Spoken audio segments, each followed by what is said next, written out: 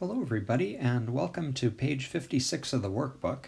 And on this page we'll be talking a little bit about graphical interpretations of double integrals. We'd like to take this concept of a double integral that we've introduced and to kind of think about it graphically and what it means.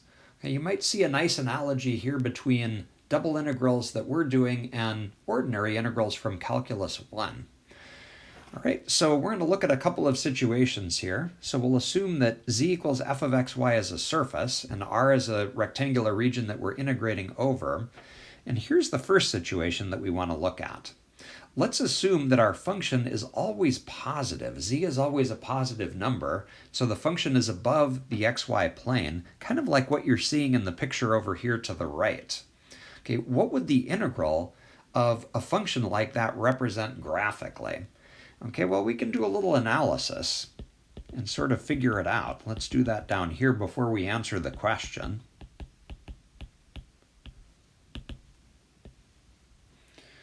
All right, well, thinking about what an integral really is again, it's about taking values of our function and multiplying by areas.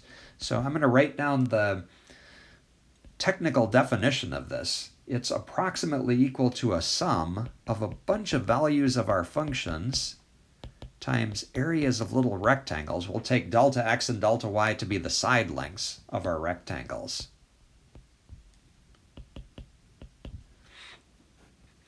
Okay, and what I'd like to do is to think about units here. Okay, now they didn't give us units for any of the things, so I'm going to assume that we're measuring x, y, and z in meters, just to pick a unit for our distance. Okay, well, if all distances are being measured in meters, then f of x, xi, yi, that's just a value on the z-axis. That's going to be a height in meters. And then delta x and delta y are also both going to be measured in meters. So if we take meters times meters, we're going to get meters squared.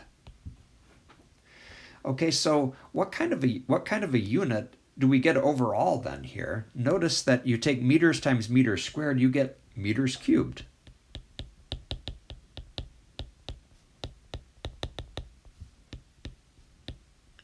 And what kind of a physical quantity gets measured in cubic meters? Volume does.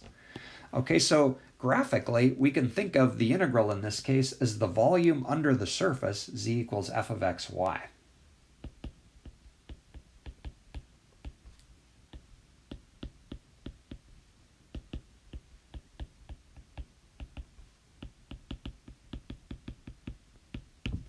Okay, so kind of interesting. In Calculus 1, the integral of a positive function represented the area under the curve. This represents the volume under the surface. Maybe just to help you picture this, what we're actually doing in this integral, if you look at this rectangular prism that's sitting over here, its height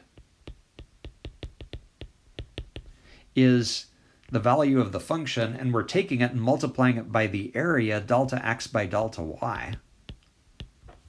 Okay, so kind of each term in this sum that we looked at down here, you can think of as being the volume of a rectangular prism, like this.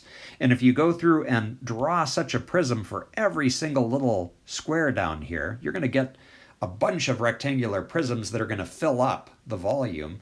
Add them all together and you get an estimate of the volume underneath this surface that we're looking at.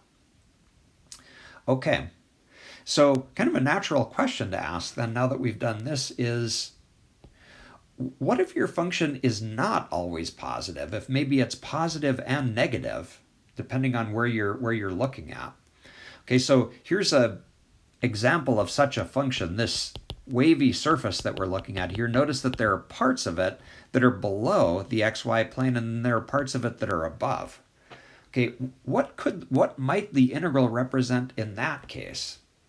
Okay, well, turns out there's a nice analogy here between our class and Calculus 1. In Calculus 1, you integrated a function that was positive some places and negative in others. What you got was a net area. You added the area above and subtracted the area below. And here, similarly, you get a net volume. The integral is going to represent the volume that's above the xy plane minus the volume that's below it. Okay, so let's say it this way. The representation would be a net volume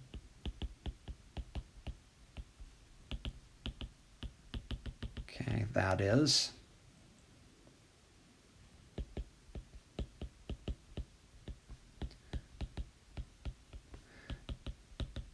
the volume between the xy plane and the graph of f. Okay, where volume above the xy plane gets added.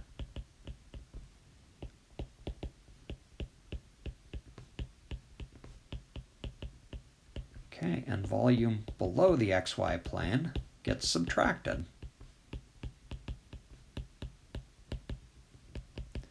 Okay, we can maybe ask the question, just looking at the particular function that we're looking at over on the right, what do you think is, if you had to guess as to whether the integral of that function is positive or negative over this square or rectangle that we're looking at? What do you think? Does it look like we're getting more volume below the xy plane or above it? If I had to guess, I'd probably say there's more volume below.